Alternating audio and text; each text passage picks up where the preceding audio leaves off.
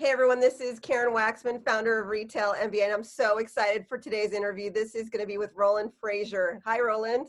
Hey, hey, how's it going, Karen? Hey, I'm so happy that you're here. I know Roland for years because, I sell courses and information on how to get your products in a big box retail chains like Walmart, Home Depot, Macy's, and so forth. And, I had to learn strategies on how to interact with people online, internet marketing, and so forth. And Roland was always at these events called Traffic and Conversion. And these are just amazing events. If you ever want to learn about online marketing and so forth, definitely check out Traffic and Conversion. And so he is essentially one of the, I guess we'd call you the owners of that brand. Is that correct? Yep. Yep. Okay. And so anyways, since then, I just love what they were up to. I love the content. I just loved learning about internet marketing. And I eventually joined War Room, which is their high-end kind of group, which is, we could talk about that as well. So I've known Roland a while, and I just, the way I would describe Roland is he's just, everyone loves him, and he has so much data, and men in general in the internet marketing space find him fascinating. I mean, if you talk about Roland's name, he's like, they just glued to him. They think he's like the coolest thing ever. So anyways, if any of you heard his name, I'm excited to talk to him today. That's my Anyway, goal is I'm trying to attract all of the men in the in the online marketing world. well, there's more men than women and like in our space in general, but of course, yeah, that's awesome. Okay, so anyways, I will have him intro himself, but essentially he's, I think you've built and sold 24 different companies, and you are, you do all these different things with all these different groups. And so what we're going to be actually talking about today is, how to acquire and sell companies, the basics of it, like when to think about selling your company, when to think about adding other companies to part of your brand. In addition, we're just going to be talking about all sorts of things related to expanding and growing and selling your company and your brand, because a lot of you are consumer product companies and you're thinking about eventually exiting and leaving and doing something else and or just making a lot of money. And so we want to talk about these types of strategies. But before we do that, Roland, can you give us a brief synopsis of who you are and why you know what you're talking about? And then we'll dive into some questions. Yeah, sure. I came up in the real estate space. I got my real estate license when I was 18 and sold real estate, and then my insurance license when I was 19 and securities when I was 20, and started doing syndications to raise money to do real estate deals. And eventually it was like, well, I could probably do this with companies too, and started buying companies in the 80s. I worked with Prudential Securities out of New York to not worked for them, but worked with them as an investment banker to do leverage buyouts. And it was kind of funny, the parallels. I was putting together like all the recessions I've been through, and we're kind of in a quasi recession right now. And this is my 5th time through it. And each time there was some thing that was that you could do. Like there was leverage buyouts in the 80s and roll-ups in the 90s, and in the 2000 .com bubble, when that bubble burst, it was reorganizations of those companies. And then in the Great Recession, 2007, 8, 9, it was real estate deals. And now it's kind of everything, because probably a little bit to do with being experienced in so many more things, but we're buying SaaS companies, and we're buying e-commerce companies, and we're buying, info companies and media. And it's just, it's a really great time to do deals, particularly if you're on the buying side, not as much on the selling side right now, but what a great time to buy, to grow and expand with the idea of selling, a few years from now when things pick up again. So let's talk about that. I mean, really, let's deep dive into acquiring and so forth, selling in general. Sure. So these are consumer product brands, every type of product category. What would you say would be the types of things that they could acquire? I mean, given the circumstance right now, people are nervous about their cash flow, what's going on and so forth. What can they do to add to their business right now? Do you have any suggestions or strategies there? I have a lot. Yeah, the things that I would be thinking about buying is like, particularly if you're thinking about exiting, if you're thinking of selling your company at some point in the future, you want to be really careful not to be Amazon dependent. And so many e-commerce companies are. And while Amazon companies are selling right now, the bigger ones for about a 5 times profit, it's a really risky. I don't know why they're selling for that, because the risk is so great when you have only one channel. And if Amazon decides to do something different, which, they can, then that business is gone. So I think if you are Amazon dependent, it would be get yourself diversified so that you have e-commerce, but outside of Amazon. And that might mean maybe buy a Shopify store, or BigCommerce, or one of those other platforms that's already exists. What about eBay stores? Facebook just launched stores. Etsy, all like any of those other places that you can go to diversify your customer risk, right? Big chain stores too. Yeah. And while you might not buy a big chain store right off the bat, you should definitely think about being in them, in terms of channels of distribution. And do you know anybody that you could recommend that could help people with that, like the chain store stuff? Oh yeah, I actually do. so so I think that's it. But as far as like what you would buy beyond that, buy media, buy the places that have aggregated the attention and eyeballs of your ideal customer.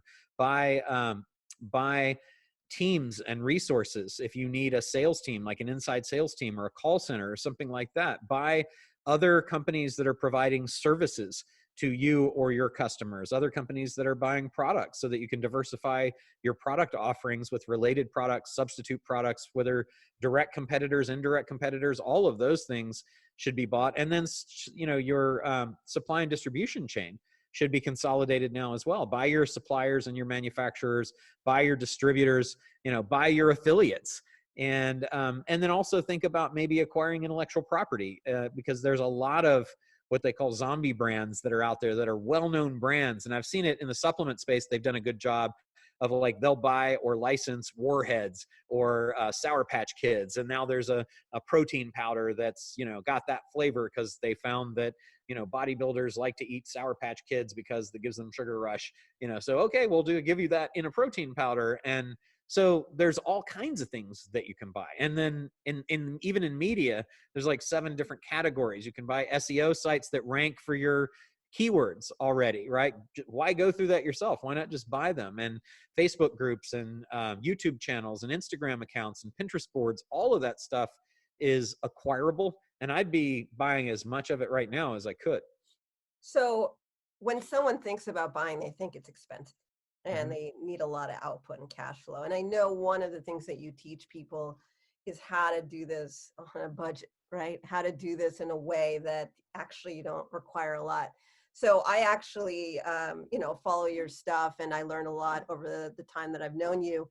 And I know that one of the things that you talk about is like, just say you wanted to buy a Facebook group. I had no idea how cheap it could be to Crazy. pay. Can you talk about that a little bit? Instagram, the different groups, like say you found somebody who had 1 million followers. I mean, how much does something like that cost? Yeah, and so the first thing is, I say buy, and I shouldn't, because technically those are owned by Mark Zuckerberg and the Facebook people and the Instagram people. But you can acquire control of them. So for anybody that's like, you can't buy those, yeah, okay, you're right, but you kind of can, because you can acquire control, which is really what matters. And yeah, most of those people that have started those groups, even larger ones, did it like as a labor of love, and they didn't do it for profit. And then they find it's a pain in the butt because they've got to keep doing stuff with it, and they don't really know what to do. So a lot of them are just trapped into kind of a job that pays nothing. And then they try to monetize it, but they don't know how. And because they don't have a product, or they don't have a service, so they don't have anything to offer except maybe buy a t-shirt or sell advertising. And even that, most of them aren't very good at. So a lot of these larger groups, you'll find 200,000, 300,000, 500,000, 1,000,000 people on the group, and there's no real monetization plan. So if you can offer the people who have done it, and this is particularly true if you don't want to do any of the work, if you can basically go to them and say, hey, let me acquire the group from you, and really what that means is becoming the administrator, right? So let me acquire the group from you, acquire control of it, and I'll pay you to do what you're doing for free right now. That to me is the easiest way to do it, because I'd have to hire somebody to do that anyway. So let's say it's going to cost me $3,000-4,000 a month to have somebody do what they're doing, but they've already proved they're amazing at it because they've built 1 million people, right? So that's one of the easiest ways to acquire is if you know that you can monetize the group because you've got something to sell, then it's really easy to acquire them for nothing and just give a job to the people that are running them for a certain period of time. Or you can say, I'll offer you, what we usually do when people come at us with their first price is like, what do you want for it? $50,000. Okay, well, what we typically do is we buy these typically sell for 1 time's profit. So what was the profit in the last 12 months? $500. Okay, well, how about $500? I'm not going to do it for less than $1,500. Okay, that's kind of how that goes back and forth. And not everybody will sell for that. And we've paid, I think the most that we've paid for a social asset is we bought in our one of our real estate companies, it's a real estate brokerage, we bought for $75,000. We bought a real estate agent group, because every real estate agent that we're able to bring over to us is worth a whole lot of money and helps the value of that company. So they were asking $125 for it. We ended up, and they weren't really making any profit. And we ended up paying $75, but we did the deal through revenue-based financing. So we said the first $75,000 that comes in, we'll pay that to you. And they were like, all right. And so we were actually able to go out and get 2 sponsors right off the bat for 70 of that. And then we had a third party that came in for 2,500 and we put in 2,500. But so we were able to get it for almost nothing, right? And then we just sold those sponsors. Now here's the cool thing about selling sponsorships is you sell a sponsorship every year. So like if I had gone out and said, let's get an investor, well, that investor would now have an ownership interest and I'd never get any more money for them. And every year they'd have that ownership interest.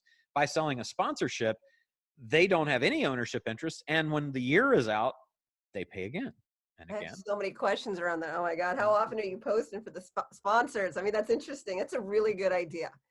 Are you posting for sponsors like every month, every week, every year? No, we let them create good content themselves, and then it's on a schedule that they're able to do. So yeah, we're happy to have them posting weekly because they are giving valuable content to our people. That's awesome. It's such a good idea. So I looked after I kind of reviewed some of your stuff, I went online, just did some quick searches on Instagram, Facebook, different groups just to see what was out there. And some people were selling stuff for like $500 for, a million followers. I almost fell out of my chair. Now, I don't know if they're all like, you have to verify somehow. Is it full of it? I mean, you know what I mean? Like you have to make sure that they're not. Yeah. You want to look at you can tell from the engagement. So that's like, we really go into the analytics of the page, that the people have and look at the engagement. But when you have no risk, it's pretty easy. There are leading groups, like that real estate group is the second largest group that is active of real estate agents in Facebook. So we know it because in our industry, we know that's one of the 2 sites that everybody goes to, right? Yeah, no, I wish I had known about that strategy a really long time ago. You know about it now. Now you can still do it. Now I know. No, I know. But for my clients who have, say, a fitness product, if you buy a fitness, blog or whatever, they're posting constantly. And these are kids who are really good at it. Some of us are old school who, aren't. So I just love that concept. All right. So let's talk about, any sort of deals you can think of for if they're trying to acquire and they're kind of limited on cash flow for anything else beyond like the social media space. So say they wanted to do a deal with the manufacturer or anything else. What are some things that they can do? Bundle up, partner with other people? What do you suggest? It's everything. So I'm at 216 strategies for doing that with no money out of pocket right now. So there's a lot of things that you can do. The easiest is just to get the seller to finance. Just tell the seller, look, tell you what, I'm interested in buying it, but I'd like for you to finance it for me. So instead of paying you now, I'll pay you over some period of time. And there are earnouts where you say, look, you say it's going to do this much next year. I don't know if it isn't or not, but how about if we agree that when it does, then I'll pay you then. Those are too easy. Earn in is another one where you basically say, hey, I would like to become partners with you in this thing, and I can help in this way because I can monetize and you're good on the traffic side. It's a perfect partnership. So why don't we do a deal where I'll start selling them my stuff as you continue feeding them to me, and we'll own the thing together 50-50. And after we hit 10,000, 20,000, whatever in sales, or after you get 5,000 or $10,000 from it, then we'll own it 50-50. And then there's no money out of pocket that way. So there's a lot of things like that that make it really easy to go into those deals and do that. And obviously sponsorship deals make a whole lot of sense as well. I just think it's a wonderful idea. So you have how many strategies? 200 and what? 216. 216. Yeah. That's incredible. All right, so let's talk about a consumer product company. They're looking at their business, their brand. A lot of Amazon sellers I work with who, think about selling the company later on. But then I've interacted and I have really close friends who are M&A experts and stuff. And they say you should start looking at it from the beginning. When do you start building out a plan for your business so it doesn't stress people out, and it works and it converts and it's the best time, I guess? Do you start at the beginning, start looking at the future of the business? You just need to get X number of revenue. When is a good time to start playing in this space? I mean, I think the sooner that you think about it, the better, but I wouldn't stress about it if you have been in business for 8 years and haven't thought about it. I think that, the best time to do it is when you started, but the second best time is now, right? Just like planting a tree. So I think that that's the way to look at it. So you don't, beat yourself up or anything like that. And then it generally, like, to get the best price for anything, it's to get the most number of suitors. And so to have the broadest appeal for the market that might be interested in acquiring you, you want to get to a certain level, because a lot of the potential buyers won't look at a company that's smaller. And so if we're going to draw a line in the sand and say, really, you want to have at least 10 million in sales and at least 2 million in profit to have the best array of potential buyers. But that doesn't mean that if you have 500,000 in sales and 100,000 in profit, you can't sell. It just means you'll get a whole lot more. You'll get a whole lot more for the company later once it's bigger, because you'll have more buyers that have more money. So they don't typically fish under that. There are exceptions, of course, but so that would be the first rule of thumb. And so the good news is that getting there, like, let's say that you have a $2 million company that's making 500,000 in profit right now, and you want to 5X that. Well, when you 5X that, you'll get to play in those bigger waters where private equity and strategic buyers typically look. So how can you get there? Well, if you're an Amazon seller right now, number one, diversify yourself so that you're not dependent on Amazon, because that's going to be a risk factor that's going to ding you. You won't get as much if you're dependent on Amazon as you will if you're not. So keep the Amazon that you've got and be happy with everything you've built, and then say, how do I diversify? The easiest way would be to acquire someone else who's already done what you do in a different place. So you could buy another e-commerce lander that's doing well, or you could buy a product listing, on some other site, or a store, like we mentioned.